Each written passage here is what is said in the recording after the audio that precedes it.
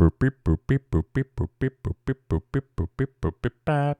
Halloween, Halloween, Halloween. Hello, welcome back to the Evolution of Horror. It's Mike Munster here, dropping you a little bonus episode because, of course, it is well and truly into the spooky season right now. We are fast approaching Halloween, and I wanted to remind everybody that we've got a special live show happening next week for Halloween night, the 31st of October. This year, we're going to be in Oxford, and we are going to be at the beautiful Ultimate Picture Palace in Oxford, and we're going to be hosting an 80s horror extravaganza. This is going to be such a fun night. It's basically going to involve an hour-long live show followed by a mystery 80s movie. Now, the mystery 80s horror movie is going to be one of 5 choices. We have selected the 5, and then we have put them all on a mystery wheel. The Wheel of Misfortune. We'll be spinning that wheel on the night, and one of those movies will be picked. But I can tell you that every single one of these movies is an all-timer, as far as I'm concerned, is one of the best horror films of the 1980s. So whatever happens, it's going to be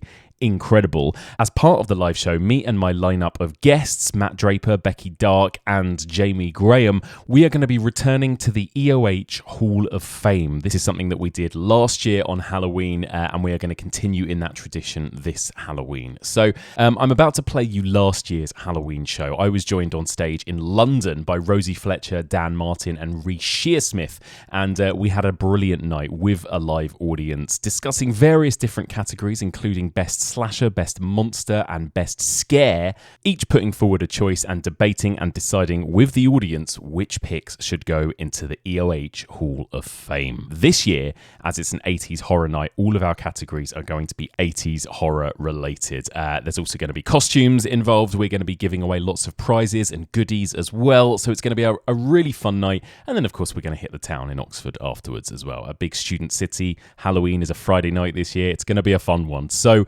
join us. Tickets are selling fast for this. Grab them while you can. You can head to evolutionofhorror.com/events, and that will take you to the ticket page to grab your tickets now. Join us. Halloween night in Oxford, the Ultimate Picture Palace, Friday the 31st of October.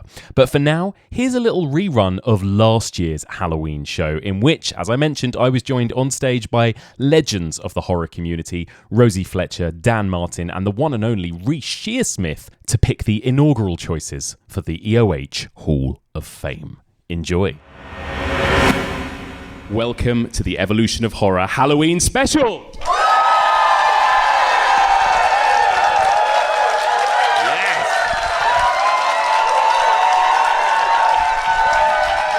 Amazing. Well, I'm sat in the Regent Street Theatre right now in front of a packed house of people. Some are dressed up. Some have got some incredible costumes on. I've seen somebody from Threads over there. I've got somebody from there's an amazing Tippi Hedren costume at the back with birds. Phenomenal. We've got long legs somewhere in the audience as well. I love the effort that everybody's made. So thank you all so much for being here. We're going to have a very special kind of one-off conversation here on stage with my panel and with the audience. So let me introduce my incredible panel of guests. Please welcome to the stage award-winning effects artist and makeup artist Dan Martin. Woo!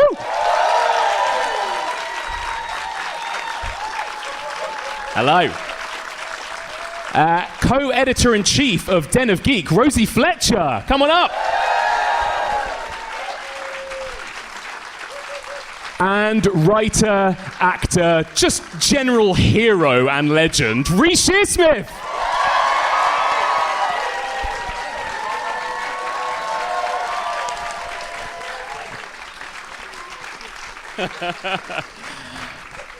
Hello, guys. Happy Halloween. Thank you so much for being here. Happy Halloween. Reece, thank you for being here. I know Halloween is an important day, an important night for you. What would you usually be doing at this time on Halloween? Do you have Halloween traditions? I'd be at the Sabbath. Yes, I thought so. Probably boiling a baby and kissing the devil's arse. Everyone cheers. That's what they're all doing later on. I enjoy the trick-or-treaters that come round to the house. We do the house up, so it is a beacon of invite, because some people don't like Halloween, if you can imagine that. Mm-hmm. So we do invite them in, and they come in, and we kill them in the front room. And and I'm usually dressed up in something. And then there is some party usually.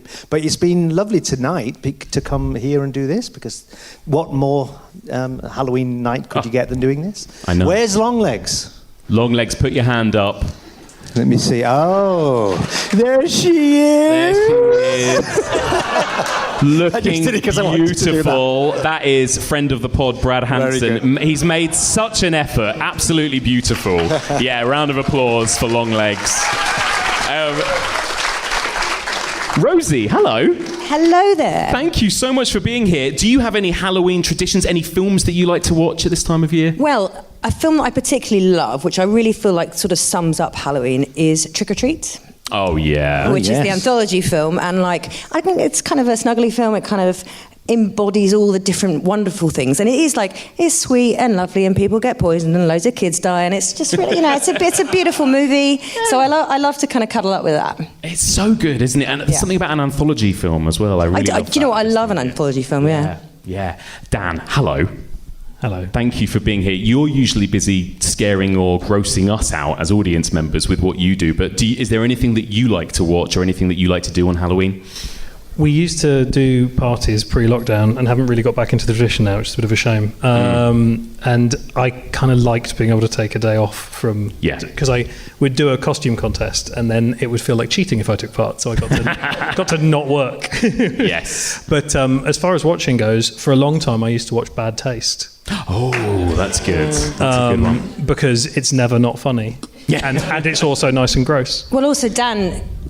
You're almost Halloween in reverse, because every day is Halloween for you. Yeah. So it's like the one day. Yes, exactly. Well, we're going to do something we've not really done before. We're going to have a little kind of one-off discussion, like what we've just done, where we're going to kind of celebrate some of our favourite things about the horror genre. So I've got a little... where's my clicker? I've got a little clicker here. Here we go. So let's see. Here we go. So if we move on... Right. So we are tonight introducing and unveiling the Evolution of Horror Hall of Fame. This is my first panel of judges. Oh, I actually managed to sit you in the order that you're in this photo as well. Thank God. So what we're going to do is we are going to pick certain elements of the horror genre, certain films, certain characters, certain scenes that we think deserve to go in the Evolution of Horror Hall of Fame. My panelists are going to put forward their choices for certain categories, and you guys are going to decide which one goes in and which one doesn't, okay? So we'll explain as we go. So we're going to start. The first category... Best horror performance, okay? Best performance in a horror film. I've gone with a picture there of Marge from A Nightmare on Elm Street. Now, for those of you who haven't seen A Nightmare on Elm Street and you're watching it tonight on the big screen, just keep an eye on what Marge is up to throughout the film. Like, I've seen it 3 times on the big screen this year, and I'm noticing more kind of acting choices that she's making every time. So just keep an eye on that. But anyway, we're going to discuss what we think is the best horror performance. So, Reece, I want to come to you first. Right. What did you pick as your sort of favourite horror performance? It's obviously impossible, and I dismissed lots of things. I dismissed Zelda from Pet Sematary.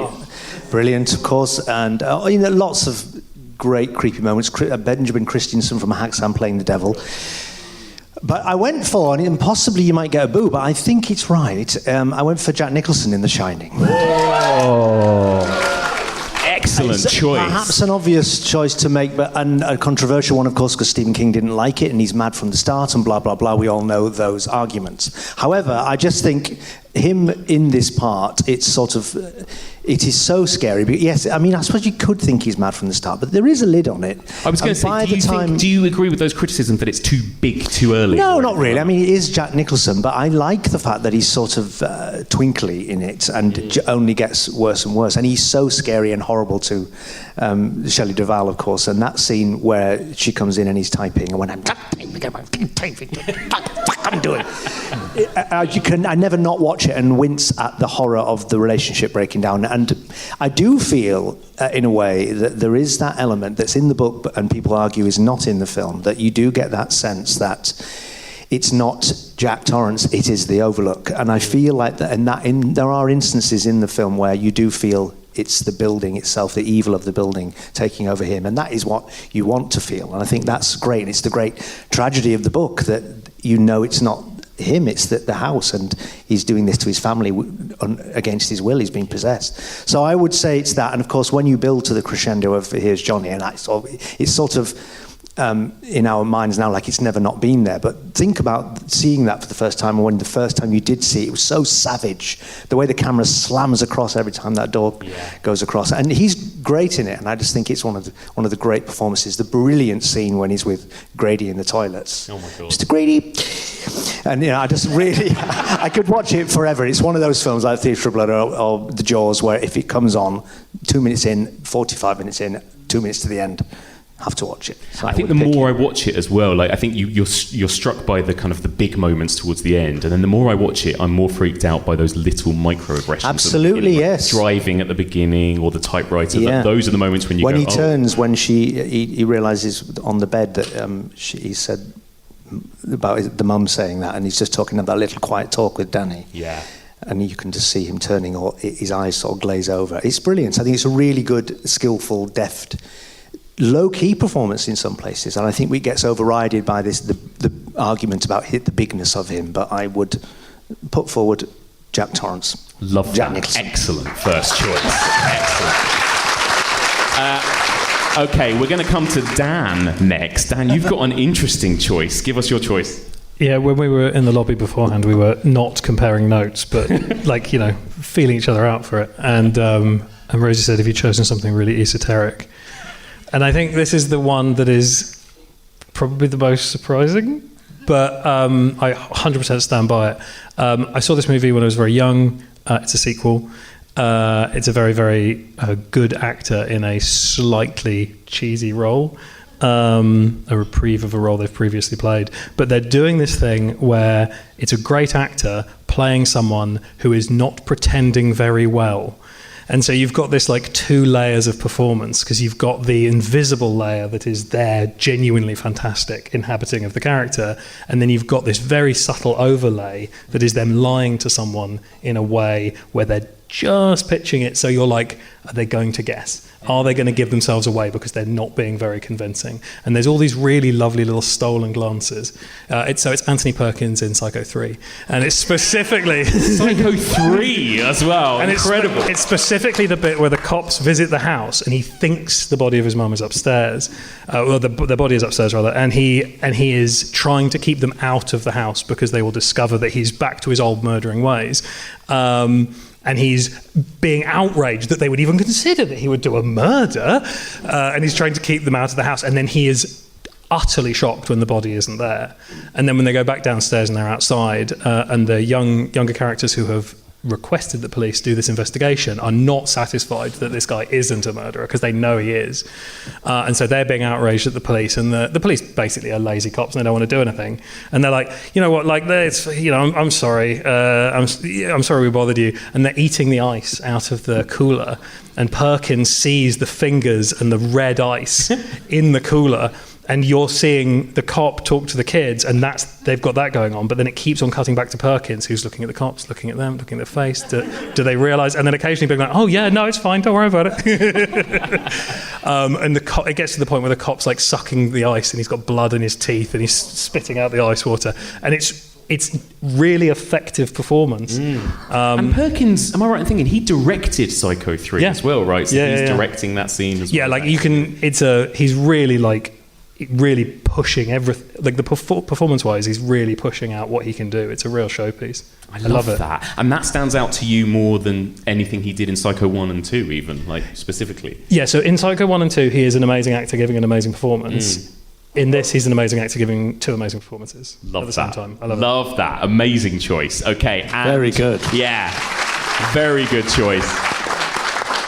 Rosie, what have you gone for your favourite horror performance? Well, so initially, talking about someone giving two performances, I had wondered about two Jeremy Ironses in Dead Ringers, which is a favourite. But I have decided not to go with that, and I've gone with something that's a little bit more recent, which I know is potentially a little bit controversial, but I absolutely stand by it. So I have picked Toni Collette in Hereditary. I don't think that's controversial. I think that's a solid choice. So imagine this, right? So you're an actress, And your character, at the very beginning of the film, is burying her mother and giving the eulogy for her mother. And at that point, that's the happiest you're going to be during the whole next 2 hours. Like, that's literally the best it's going to get. That you've basically, your mum's dead, hooray, this is basically it for me. Wonderful. So then, I won't bore you with the plot details, but this is a performance that could be sort of extra and over, but it's not. So what she has to do is go through that, then 20 minutes in, the beheading of her daughter. So she's Spoiler then alert. like, I mean, spoiler alert, soz. Yeah. But if you haven't seen it, where have you been? But so the beheading, the horrible beheading of her daughter at the hands of her son. So she's in the bedroom and she's crying and screaming, but she's being held by Gabriel Byrne's character, her husband, in a way that it's like she's giving birth. The noises she's making are like childbirth noises, and she's screaming, I want to die, I want to die. And I give you a movie where by the end, you're like, yeah, you probably should have done. And it only gets worse from there, but she doesn't give a sort of a ridiculous over-the-top performance. And actually, for me, the key scene in a film which is full of utter horror is the scene around the dinner table. Yeah. So it's this really dark scene, and it's her and Peter, her son, and Stephen, her husband, and Stephen's cooked, and the kid is like, oh, this is a really nice stew. And she is literally stewing. Stewing, yeah. She is stewing because she can't express how she feels. And Peter, the son, who feels terrible, is to just say something, and then she does. And this moment where he says, just fucking say something, in fact. And then she's like, don't you ever swear to me, you little shit, you fucking... And like, so basically just absolutely explodes. And her face is kind of, it's like love and guilt and rage and despair within moments. It is honestly one of the most amazing kind of physical performances I've ever seen. And she does this, and she sits down, and he says, well, she didn't want to go to the party, Mum, so why was she there? And like the bitterness and the kind of the beyond sort of rage and sadness. And this, bear in mind, comes after the scene where we understand that she's told her friend Joni, that she once sleptwalked and poured paint thinner over her kid and nearly set him alight. And she's screaming about, nobody takes responsibility. And like, it's such a clever, brilliant performance. And then later, she cuts her own head off. So, like... On top of all that. Right. So a happy ending. Yeah. So then she cuts her own head off. So like, in the hands of someone lesser, that would have been mawkish, and it would have been stupid, and it would have been embarrassing. It's a very absurd story in a way, Hereditary. It's incredibly isn't it? But it's absurd. kind of grounded by that performance. Right, and it's like, and this is a story about, Ari Aster talks about how he says he felt like his family was cursed, and she's the centre of that. She is, it's her mother who's brought it down to her, and maybe if she had killed herself. And how terrible is that? Like, what an awfully depressing film, but grounded by this incredible performance. And I really do think she should have been at least Oscar nominated for that. So I very much stand by that. Yeah.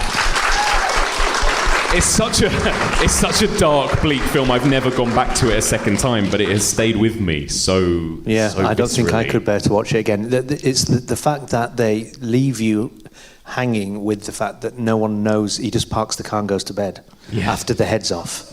It's the worst thing in the world because you're not let off. No one knows yet, and you're just waiting through the night for her to go to the car, and then this wail of absolute despair. I can't bear watching it. It's almost like unbearable. Yeah, at the moment. unbearable. No, it is, and I watched it again. Thanks, because I promised I never would, because I found it honestly one of the most upsetting. And you're right, that so bit was upsetting. Yeah, and it's almost like yes, but that maybe is what you do, because it's when grief is so extreme. Yeah, absolutely. Yeah. Love this. Well, there we go. We've got great. 3 incredible choices. Now we're going to let the audience decide which of those 3 performances goes into our Hall of Fame. This is kind of like Room 101 style, right? So you're going to pick which of the 3 goes in. We're going to measure it by volume of cheers, basically. So let's begin with Anthony Perkins in Psycho 3.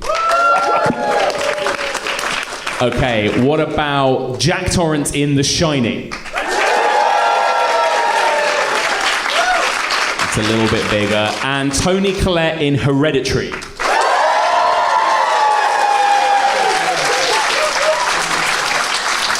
I think we have a winner there. I think Toni Collette's performance goes into the EOH Hall of Fame. Congratulations, Rosie. Very good. Love it. All right, we're going to move on to our next category. And actually, with the next category, this is going to be best scare, okay? So this is a big one. This is the scariest or the best executed scary moment in a horror film. And I might ask for an audience a choice as well. So we might like bulk it out with 4 choices, this one. But let's see, who we're going to come to first for their favourite scare. Dan, we're going to come to you. What's your favourite scare in horror? Don't put it up straight away. I was so torn, I genuinely don't know which one I went for. So it's down to 2. It's one of 2, so I'm going to be... Thank you very much. I'll start with a story about how I saw it.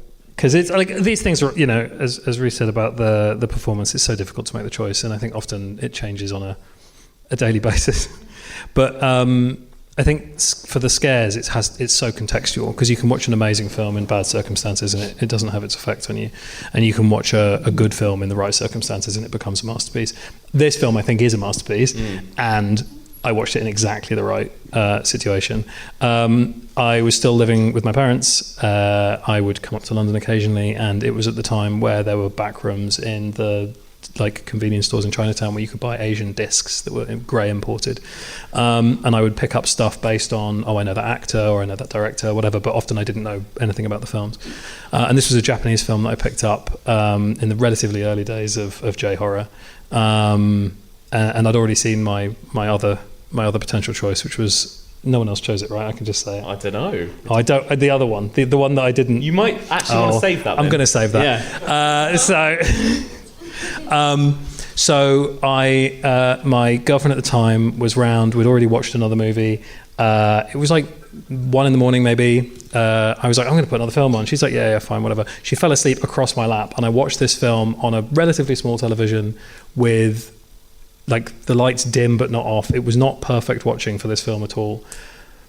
It's Audition, and the moment that because that film is structured so beautifully, and the first half is an incredible director making a good drama, like a good dark, slightly grimy drama. And then as things start to go south and you start to be aware that this is getting increasingly fucked up, and you've already had the guy in the bag by this point. Oh, God. So, and you've had there's a tongue flapping about on the floor. The hot irons to the inside of the leg. Like, you know this is a messed up space, but I was not ready for the titty, titty, titty, titty, titty moment. And I remember she was asleep across my lap, and my hands were on my face, like tight, like I was squeezing my own skull. I was so breathless at this moment. I just genuinely couldn't believe that this is what was happening. And I was so completely enveloped in the film that it was like more than possibly any other viewing. It was like it was real. Like I was watching something that was actually happening. I forgot it was a movie. God. And it was just horrifying. Yeah. This category, unfortunately, is going to be a bit spoilery for people that haven't seen these movies, right? Is there anyone that hasn't seen Audition before? A few of you. Okay. Well, we won't say too much, except that it's one of those, like, Dan, you've mentioned it. Sorry. Oh, no, it's all right. So I hope I haven't spoiled it. It's genuinely a masterpiece, and it's really worth watching. Yeah. The reason I heralded it with the noise that I made, which will mean nothing to you, is that everyone who's seen it knew exactly what I meant. Yeah. It's all in the context of watching it. You've got to go on that journey, right? It's a very slow burn movie, and it slowly builds to this. It means tickle, tickle, tickle, doesn't it? It does. Yeah. It does. Yeah. Oh God.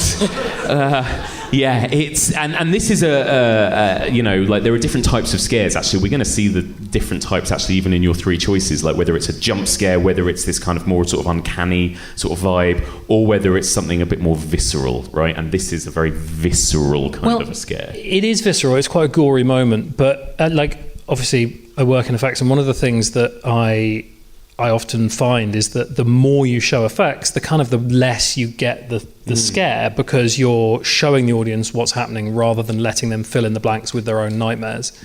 And I think that the thing that's so great about this film is that it is gory, it is a horrible idea, and you are seeing quite a lot, but it all feels in that moment so inevitable, and it feels so inescapable. It's kind of like what you were talking about with Hereditary, where everything's come to this like perfect conclusion, this perfect point, and you're just like, oh fuck, this is awful, but how could it have gone anywhere else? Yeah, exactly. Yeah, inevitable. Exactly. Reece, have you seen this one? Are you a fan of this movie?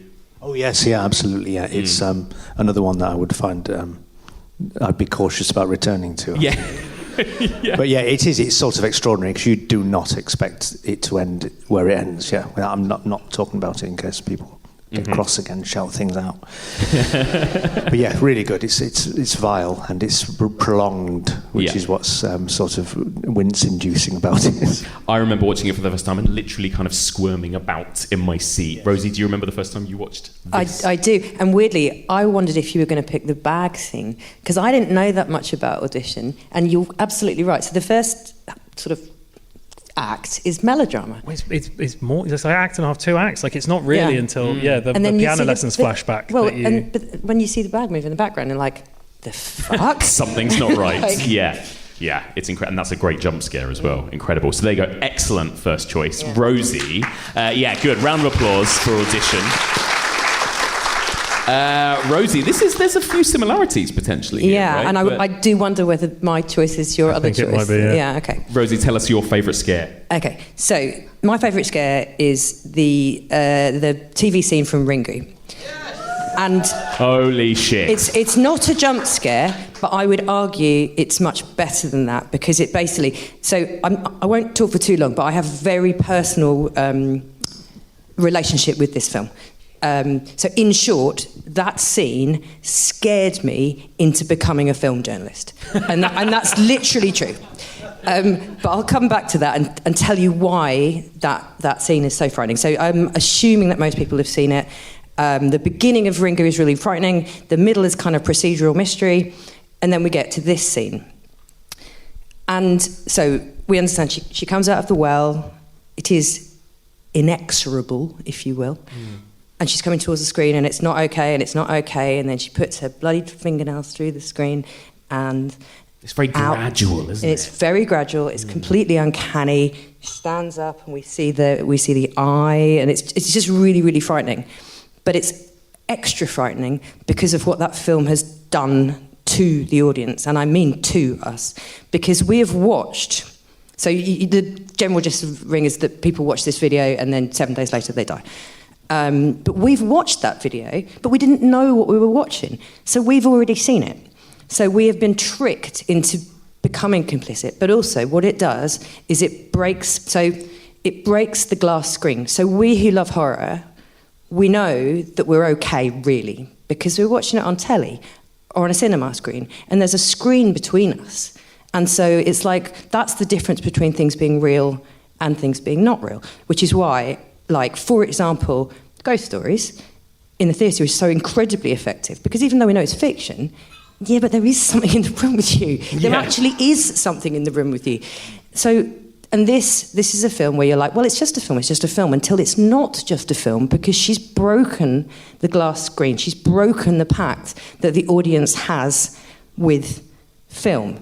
So it's like, well, if she can come out, then my TV's not safe anymore. And Nightmare on Elm Street, that you're going to watch in a bit, also does that. It also breaks the pact. It says, oh, yeah, you know your nightmares that aren't real? Yeah, they are. Yeah. And, like, it's breaking this pact with the audience and tricking you into having watched it, which makes this so unbearably scary. And so my tale of this is that I watched this before I'd watched any J-horror at all, so I knew nothing about it. I was with my then boyfriend, now husband. We had been up a bit the night before, don't want to put too fine a point on it. And we're watching it on telly, and it honestly scared the living crap out of me. And so we both sort of went to go to sleep, and then I woke him up and said, I can't sleep, I'm scared. And he said the worst thing ever, which was, so am I. And that was so awful. And at that point, I was working as a journalist, but I was writing about dishwashers and toasters and stuff, right? And But I became so frightened and obsessed by this film that I had to watch all things J-horror and had to read the books and had to find out about the actors because I needed it to be not real because it felt so very real to me. And so then I started writing for a website and blah, blah, blah, blah, blah, Wow. to the point where basically I just talked myself into becoming a film journalist because that film scared me so much. So I love that. There you go. It's your that's my origin tale. story, basically. That's amazing. It was one of those movies as well, wasn't it, Reece? I don't know if you found this at the time. It was one of those movies that was almost kind of like spread through word of mouth. Like people were like, you have to see this film. And that's kind of also part of its power. Yes, absolutely. And it sort of operates in the way that the videotape does, because it's like viral, isn't it, literally? And like you say, exactly the fact that at the end it's dawned on you that you've seen it as well. And then therefore 7 days you're going to see it. And this breaking of the fourth wall is very... very frightening to think it's coming for you out of the screen, and it's so relentless and slow. Yes. That's what I always get really scared about, things that start off far away and creep towards you, and you've got time to sort of understand it, process it, not process it, feel like you can't get away from it, and it's that relentless feeling, which was one of my other choices actually for my choice, if you want me to segue into my choice. Yeah. Good. Such a professional. Well, I love know. The other choice was going to be the bit in, because I remember it, and it's a sort of similar situation with the best circumstances of watching it, like Dan's example when, it's not my choice, but just quickly, it was the TV version of The Woman in Black, when she comes down out of the sky, and in that horrifying, relentless sort of, she's just floating, and I was watching, Mark Gatiss put it on one night and said, because I said I'd never seen it, he said, right, we're watching this. And I remember literally just bellowing in horror at the fact that... and it's like, I thought, I'll not look, I'm not looking. It's the noise as well. Yeah, it's that noise. And then I look back, still doing it. And it's horrible, and it's really frightening, and it's got that sort of lo-fi-ness about it, which is always scary when you get things that shouldn't be that good and are. Yeah. And you think, why is it frightening me so much? You know. And anyway, that wasn't my choice. My choice is this is sort of a jump scare, but it's so beautifully orchestrated, and there's so much that goes on invisibly before the thing that is so frightening happens, and it's stuff that's happening, and you have to watch it. I don't know, are we going to watch it? No, we're not going to watch it. We'll go and watch it when I describe it to you, because it's so clever the way that this build up to the scare and the execution at the end is orchestrated, because things are happening invisibly that just seal your fate as far as being frightened of the moment when it happens. And my film is the Exorcist 3, when she comes out with those fucking shears. Those fucking shears. Oh my God. For the nurse. There it is. So this scene, I mean, I'm sorry, you have to cheer this the loudest. But what's scary is the fact that the nurse is at the nurse station, locking up for the night. There's a man sat there, there's ice in a bucket that just clinks, and it's very quietly done and just very calmly done. You're waiting on something because the shot never changes. She goes to this door to the left, goes in, comes out, locks it, and walks away from it. And as she walks away from it, through the door, inexplicably, because the door was shut, subliminally, because you don't see it, this thing in a gown, like a comical ghost, but with these huge shears, bone saw shears, marches toward her to chop her head off.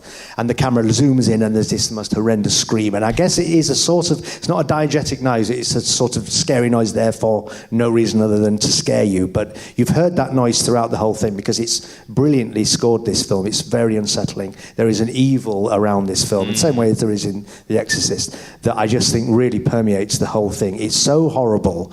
Every death counts because people are funny in it, and there is humour in it, and there's absolute horror in it, and it's about death, and it's about dying, and it's about the devil. And this just depicts, I think, that in that moment, one of the most frightening things I've ever seen depicted to screen. And I always brace myself to watch it, and it gets me every time. And that's something that's really scary if you can't watch it again, not knowing it's coming, and still find it really frightening to get through. And then it cuts to this it's such a quick cut. It's so quick, and it cuts to the head off on the statue, doesn't it, in the archway? Yeah. So that would be my choice. It's such a good choice. Oh my God. And like you say, it's kind of like a masterclass, isn't it? Like the use of kind of colour and where your eye goes from one end of the frame to the other, and how slow that is. And yeah, absolutely, yes. And it is all misdirection. It's like a magic trick, the way that it slowly just lulls you into not being ready for it. Yeah. Incredible. We've got a roving mic. I would love to get maybe one audience choice. Is there anyone that wants to put forward what they think is the greatest scare in horror? Yes, why don't we go to this lady here? Hello. Hi. Hello. What's your name? Sorry, tell us your name. Elizabeth. Hi, Elizabeth. Not to disrespect any of your picks, which are all great. I would just like to nominate Hellraiser 1. Thank you. Pinhead popping up behind Kirsty and saying, "We have such sights to show you." Oh, yeah. And you've seen his beautiful makeup by that point already, but you get a really nice look at it and you hear his voice, which is really scary. And she really sells how scared she is, and it's just a really nice moment. Oh, amazing choice. Love Hellraiser. It's true. I suppose we also kind of take for granted now, like, knowing what Pinhead and those Cenobites look like. But you're right, that's kind of the first proper sort of reveal of them, isn't it? Dan, you're a big Hellraiser fan, aren't you? Yeah, absolutely. Yeah. I think it's interesting. We were talking about sort of sequels earlier as well, and you become used to this stuff, and so the way in which the films, as they move through franchises, the way they can elicit scares from you, if they're not going to go down the route of becoming campy and silly, has to become quite varied, because the novelty and also, like, so much fear is based in the unknown, so much fear is based in not knowing what's going on, and that leaving you feeling unsafe, unsure of a situation. So when you have such an amazing, like, design like Bradley and the Pinhead makeup, it, like, when a director gets to show that to an audience for the first time, if they land that, it's so impactful. Yeah. It's absolutely fantastic. I think the same with Ring. Like, it's become a... Oh, was that your other choice, by the way? Yeah, that 100% was my other choice. Yeah. Although we reacted very differently to it. I was given a bootleg of it on VHS by a friend, which was like amazing. No. Like, definitely the best way. No. I watched it alone on a labelless tape with a white thing that just said Ring on the spine. Oh, people never experience that anymore. Yeah. And then the landline rings and you go, oh my God. And I immediately watched it a second time, and then I edited the film, the tape out of it the best I could, and then I would buy films in the sale, take them home, put a bit of tape over the thing, splice the Ring film into the middle of them. Oh my God. And then just put them on the shelf back in the shop in Sam Goody's in Winchester. Yeah, you're a monster. And this is about a couple of months before I ever heard anyone talk about it in England, and about a year before it got released in England. So I'm sure that there's at least one person out there who was like, "What the fuck?" when suddenly they worked out what that thing they so it wasn't within a week. They didn't get the full effect. That's amazing. But Mike, can I change my choice for the worst monster? Yeah, I was about to say we're about to get to the ultimate monster. We'll get to that. And also, I don't want to lower the tone, but I have a T-shirt with puzzle box on it that says "I have such sights to show you across my tits." Hey, there we go. Love it. All right, well, there we go. So we're going to decide. This is an impossible one, I know, but what is the best scare in horror? Let's have a round of applause for Hellraiser, Pinhead. Amazing. Let's have a round of applause for the horrific final act of Audition. Amazing. The, again, horrific final act of Ring. That's a big one. That's a big one. And finally, that incredible scare from The Exorcist 3. Yeah. I think we're going to go with The Exorcist 3, the greatest scare. That's going into the Hall of Fame. Congratulations, Reece, on your choice. Fantastic. Yeah, great. All right. We're going to move on to, an impossible one, I know, but the best monster in horror. There's lovely Freddy there with his long arms. You're going to see him later. Obviously, the horror genre has been filled with iconic monsters for the last 100 years. We're going to pick our favourites. Rosie, we're going to start with you. Who's your favourite horror monster? Okay, so before I get to my actual choice, so there are lots of sort of studies done in like psychology about what we are frightened of, and what in terms of like creatures and monsters. And it is shown that we are frightened of things that look the least like us, regardless of whether they're actually the most dangerous things. So, for example, people are more frightened of spiders than they are of tigers. And before anyone says, yes, but you don't get a tiger in your house, which I do accept. I thought you said tights. Sorry. And Reece was like, I beg to differ. Tiger. Tigers. Yeah. Sorry, carry on. Yeah. Although, do we look like tights? No. Like spiders. No. So you don't get tigers in your house. But for example, a fox or an angry squirrel or a dog is going to do you more harm in this country than a spider. But we don't like spiders because they're weird and they don't look like us and they move weird and like we're frightened of them. So quite a lot of movie monsters sort of go for that. However, when you go for something that is too uncanny and too not like us, it becomes so sort of unreal that it isn't scary. And like, I'm not trying to diss anybody's work, but like Clover from Cloverfield for me is not scary because it's just too other. So it doesn't feel scary. So to get to my point after rambling on, the monster that I've chosen is King Kong. So I love King Kong. And I'm thinking really of the 33 version, but it applies to the others. So the thing with King Kong is that he does look like us. And so he's only a monster in the way that we make him a monster. So in the 33 version, and also in the Peter Jackson one, this is obviously a terrible cliche, but essentially it's the humans who are monsters. It is capitalism who are monsters. It is the film industry who are monsters. But like, so really, he on his island is seen as a god because he's really big. But he's this guy who can pick up a person and in the film, like bites people in half. He's like a seriously dangerous guy. He kills a lot of people actually in that. He does kill a lot of people in like quite sort of graphic ways. But we see ourselves in him because we, the humans, are the monsters. We think because he looks like us that we can dominate him, and so that is where the problem arises. So he then becomes this kind of perfect cipher for anything. Quite honestly, and so that film is so poignant and so beautiful that it's like left in his own environment he'd be fine. And we don't, by the way, care about the stegosaurus that gets killed. We care about him because he looks like us. And so when the most beautiful point is when he's holding Anne Darrow and she's not frightened of him and they see something in each other. And it's like, well, if you treated him with humanity, he would behave with humanity. He's not stupider than us. He's no less than us. And in his own environment, he is a god. But we try and take this and we ruin it. And I kind of think that's why, for me, Kong, big up my Kong. Love that. Amazing choice. Very good. Because of course, like, monsters don't have to just be these kind of scary, villainous things. Like Reece, in so much classic horror, we kind of love and sympathise with the monsters, right? That's kind of the point. Yeah, absolutely. Yeah, and that's why it's such an interesting take, because that is a very different way of looking at what it is that is to be human regarding the things that we fear, the other. So yeah, that's a really lovely. Thank you.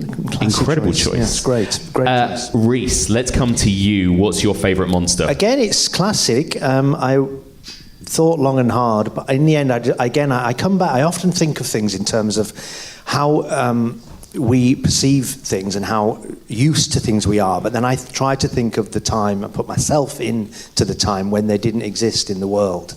And how amazing it is that they do, because we're so used to them that they're iconic. But imagine when you first saw, and this is my choice, Max Schreck as Nosferatu. And he is my monstrous choice.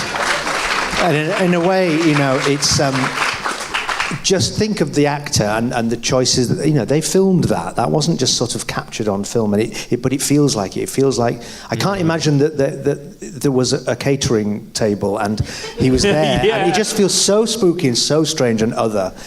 When things do that, when you think, I can't imagine the paraphernalia of filming around it, and it seems to have always been there. I think something else is going on, and that performance is so creepy. That I just, I love it, and I feel like it's one of the great things, because it's such like it's a real sort of testament to a moment in time and a performance that you just can't quite fathom what choices were made on. He was so strange and singular, and I'd love to see the outtakes of other choices he made. Can you imagine? But also just the arriving at that look. You know, they robbed Dracula and he decided to do this version of a vampire. Where did it come from? It's so strange. Yeah. His little pernickety little movement, and I just love it as an actor to watch it and think of the strange choices that were made. And it's so funny as well, you know, we've just talked about kind of those more kind of sympathetic monsters. There's not really anything warm or sympathetic about this. No. You know, like there are other vampires that we do feel that about, but Nosferatu, you kind of don't want to be near him, right? There's this kind of feeling it of like feels vermin like disease, the same sort of revulsion of as a rat that you might be near, or something like a spider, that thing, that other. And there's something beetly about him. His eyes look like they've got modern lenses in with dots in. You can't quite work out how they've done it. Yeah. So really good. I think it's one of my favourite things, one of my Halloween choices ever. Films to watch at Halloween. So he's my monster. How are you feeling about the new there's a remake, right? And I think is it Bill Skarsgård, I think, is going to be playing Count Orlok? Yeah, very excited. I can't wait. I mean, I'd be intrigued to see if there's anything new to it, or whether they've just completely faithfully done it again. Yeah. But I'm intrigued to see. I'm sure it'll look beautiful with it being Robert Eggers. Absolutely. Yeah. There we go. Amazing choice. There we go. Okay. Count Orlok from Nosferatu. Dan, let's hear your choice for monsters. When you're choosing a best monster, what are the criteria that make a monster good? Is it being horrifying? Is it the pathos that you can get with the sympathy for it? So my choice is a kind of a mix of things. I think it is probably more so than, because it's going to sound like I'm describing Frankenstein's monster, and I'm not. More so than Frankenstein's monster, I feel I think it's an amazing tragic, sad figure in horror. There's a lot of pathos in it, but also I think that there's this sort of stacked fear of the grotesque, but also of things that we innately fear about ourselves: failure, decay, lack of control. All of those things fall into this, and it's the Brundlefly. And makes me cry every time. There's this amazing performance from Goldblum at the start. He's this slightly cocky but awkward guy with so much potential, and he feels like he's cracked it, like the world is about to open up for him. Everything's different, and for a while it feels like that's where it's going. That's what he's getting, and then it just starts to slip through his fingers. But he doesn't realise it as early as we do. And there's that wonderful moment before he's properly Brundlefly, where we see just that moment of dramatic irony, where we see that it's all going wrong. And he's proud of the strength, and he's picking little hairs out of himself. But otherwise, look at all these chin-ups I can do. But and then it starts to fall apart, and it's that wonderful moment where she sees the humanity that remains in him as he's sort of basically begging to die at the end of the film. And it's to be able to have us feel that close to something that is so absolutely objectively revolting, watching it vomit up onto that guy, and all that stuff is so effectively unpleasant. It's that's disgusting. Yeah. So it's horrible. Exactly. But it's doing that thing. It's really having its cake and then vomiting on it and then eating it too. Yes. I think it's absolutely perfect. It's such an incredible choice, isn't it? I don't think I ever expect, Reece, I don't know how you feel, I never expect this movie to be quite as moving as it is, right? It's one thing to be really gross, but then actually I'm actually crying now watching this, Absolutely, yes. I think I vote for you. I think we both want to change our choices to that. Oh, there we go. It's great, yeah. I mean, and because it's got such heart, and you feel for this person that can't control it anymore and is turning, but feels it is so tragic. Yeah, it's great, and it's very moving for a horror film. And it's such a fall because he feels so superhuman. So he gets to fall so far. They build him up so much before he goes, and then just on a technical level, it's incredible as well. God. From an effects standpoint, it's amazing. A flaw in creature design in general, they always have rubbish feet. If it's a guy. If it's an actor like Mr. Blobby's feet. Yeah, exactly. Horrifying. Otherwise, would have been the best monster because of all the real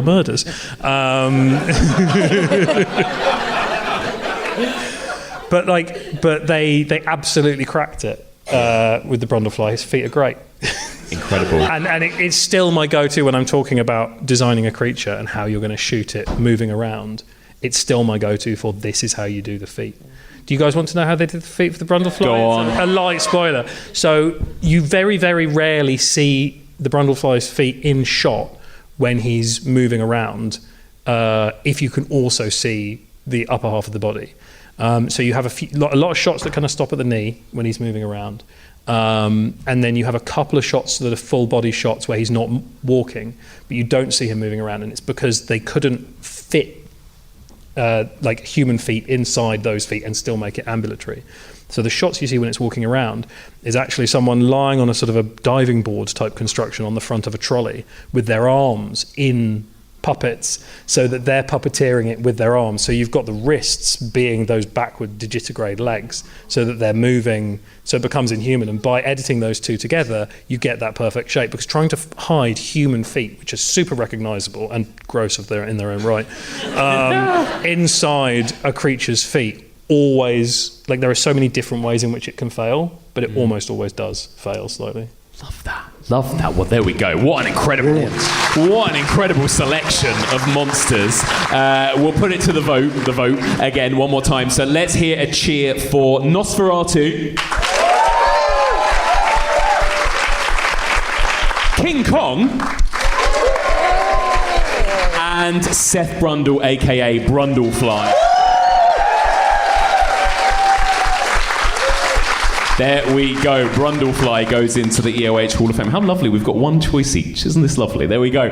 All right, so we're going to move on to our final category. And I had to do this category as a nice kind of segue into the movie we're about to watch. Best slasher movie. Okay, so, we can debate, what does or doesn't define a slasher till we're blue in the face, but I just want to hear what we all think are the pinnacle, the best of the slasher movies. So, Reece, we're going to come to you first. What's your favourite slasher? Well, just for sort of hitting everything that then becomes sort of the tropes of every slasher, it's got to be Halloween, 1978. I didn't really think about it for very long. I just think it's got all that. It just does everything that has become such a staple. Every scare, but there is something much more creepy about. So it's very finessed what John Carpenter does with how scary Michael Myers is, and there's things in it that a lot of slashers sort of cut away, and to pardon the pun, rather than not sort of spend the time. He spends the time putting Michael in the sheets in the garden and seeing him, and then he's there and he's not there. He's behind the far hedge, and it's that stuff that I think is the creepiest parts of Michael Myers, when he's outside and she sees him when she's in the classroom, and it's those moments that unsettle me more than when he's in and there's knitting needles in his eyes and things. But obviously it builds to that. So for me, I think it's a no-brainer. It's this and Haxan are the two films that I watch on Halloween night, because you can't beat it, really. It's so evocative of Halloween. You get this brilliant, iconic monster man when he was evil and was just this sort of thing that had no eyes of the shape. Thank you. Behind this, the evil that Donald Pleasance talks about. Dead eyes and red spies. It's before he goes all like, I shot him 6 times in the sequels and everything. 6 times! Because that's the thing, like, how do you find what came after? How do you find what came after, Reece? The 12-ish sequels that we got to this? Well, yeah, law of diminishing returns, I guess. I mean, there's something great, and you can't help but be sucked in by the franchise of it, and you've got loaded emotion about what you want to happen, and the fact that he came back, Dr. Loomis, and it was Donald Pleasance, and he's always value for money.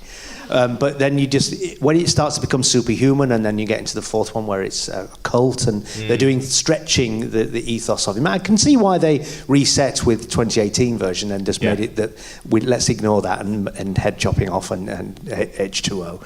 So I don't know. There's charm about all of them, and there's iterations, and I love the world that was that springboarded all of that. I did like 2018. I hated the second, and I didn't care much for the third. Halloween Kills is one of my bane of my life. the evil dice evil tonight. dice tonight. Yeah. Although I do say that a lot in everyday It's life. really stayed with us, hasn't it? It has, despite everything, yes. Yeah. So, but you can't beat 1978 just for all the things it does, the boxes it ticked, and the way it was done. It was so cleverly done on a shoestring, presumably, and but they do a really good job of scaring you with this quite simple look, but, who knew it would be still around today? Yeah, I mean, you can't argue with that choice, right? Halloween, incredible. Dan, let's come to you. You've got, again, a little bit of a left field choice. Yeah, lightly contentious. Carry on screaming. Well, you've ruined it now.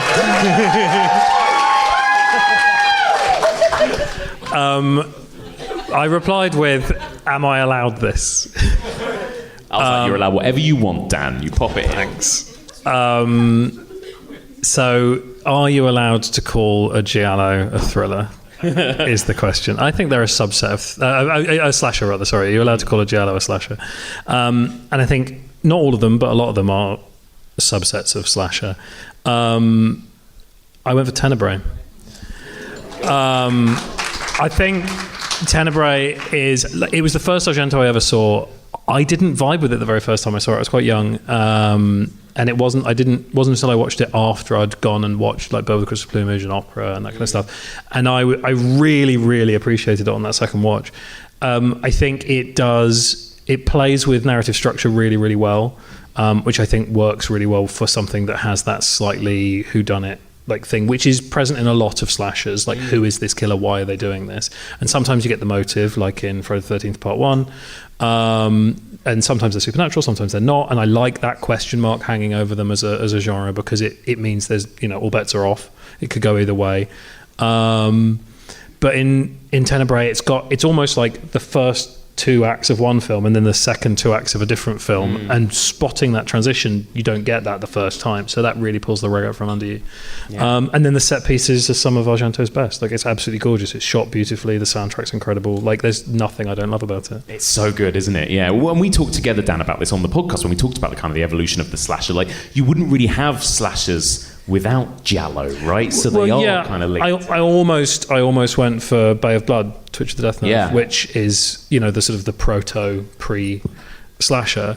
But I think that is because of its sort of delinear, decentralized like characters. I think that's a reach too far for me as far as calling it. Like slashers wouldn't exist without it. Yeah. But it isn't quite a slasher. It's got that like section basically, hasn't it? Yeah. Amazing. Excellent choice. Love this. And then we get a good range here. Rosie, give us your choice for best slasher. So I also had to ask Mike if I was allowed. And you also said to me, do what you like. Absolutely. Do what you like. Yeah. Do what you like. So I've chosen a film that is arguably the greatest horror film of all time. It is. However, is it a slasher? And so what I've chosen is the Texas Chainsaw Massacre. Now, I'm not going to... I will spend a short time, but not right now, telling you why it's the greatest film of all time. But I think that's not really the point. I think the point is it a slasher or is it not? Now, okay, so he doesn't have a knife, but he does have a metallic weapon. He does stalk and carve, if you will, one of the people in it. It does have teenagers. And I will definitely argue... and it's also got a masked, voiceless, faceless killer who is one of the most iconic killers in horror history. And... Marilyn Burns as Sally Hardesty has got to be one of the greatest final girls of all time. So, in my world, it counts. And to why it is the greatest, arguably the greatest horror film of all time, and Variety recently put it at the top of their list, and some years ago Total Film put it at the top of their list, is I think that it's basically one of the most pure horror films of all time. And I've seen that film 4 times, and I will not be watching that again, thank you very much, because it is deeply upsetting. The first third is all flashes of things, and it's a Vietnam movie. People wandering through fields saying, "I've seen things." And then the second half is them. The second act is them and the hiker, who is so deeply disturbing. And it's only towards the final act, really, when they get to the place and it's all full of dead things, and we finally meet Leatherface, and he grabs her, opens the door, grabs her, slam, bang, gone. God, that first moment with the doors opening is incredible, isn't it? And another part of the argument I would make is that, so we don't have a actual backstory for Leatherface and his family, except we kind of do. And that comes from the form of seeing the drooling cattle and understanding that this is a family who are completely disaffected, who are completely kind of outside of society. And so they're killing these people, not out of revenge, not out of motive. They're killing them as cattle. They literally don't see any humanity in these people, and I think that in that comes an incredibly pure form. So you don't get your so if I'm going to be killed by a knife person, right? I want my I want my final act. I want to scream, and I want to say something cool, and I want to be like, I fought really hard. What I don't want is to be clubbed over the head, and that's the end of that, right? I want my death scene. Yeah. And these people don't get their death scenes in the same way as cattle don't get their death scenes. The way it twitches, too, it's very undignified, the kind of twitching body after it's been, whacked. Right, I thought you were talking about my foot for a minute. I was like, the way you're twitching, Rosie. Is that not dignified enough for you, Michael? So I think that there is a purity of horror that I would argue does fit within the slasher genre. You might disagree, but yeah, that's why I say that. No, I think it's a brilliant case. I mean, like you said, it's got the masked killer, it's got the big phallic weapon, it's got the final girl, it's got the body count, right? And what's amazing about that film, why it's like a magic trick, is that you feel like you've watched a massacre. You only actually see one person get killed by a chainsaw, maybe two. So, Franklin is killed by a chainsaw. Yeah, so it's not really a chainsaw massacre. Hung up on it's the Texas Chainsaw Killing of one person and other things. Yeah. And a man in a wheelchair going, Sally! Yeah. Oh, and the last half an hour of that film, and I have timed it, is just screaming. Yeah. The whole thing is just screaming. It's like it's an assault to the senses. Like the very first shot before the whole kind of radio stuff with clips is on, and then it's too bright in your eyes and you don't know what you're looking at. And then the very last stuff is her screaming, and then that final shot into the sunlight of that. Yeah. Incredible. Yeah. What a film. There we go. Amazing choice. Amazing choices all round.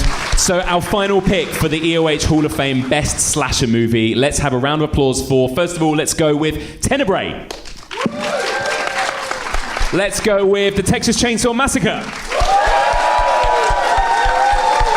That's a big one. And finally, Halloween. Can't really argue with it, can we? Halloween, congratulations, Halloween, you're going into the Hall of Fame. Amazing.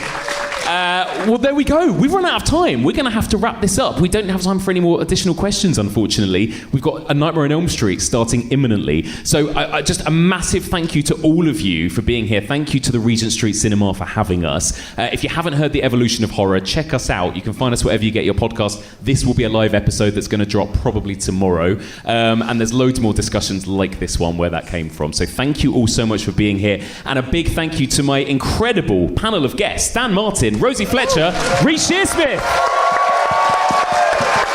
Thank you so much.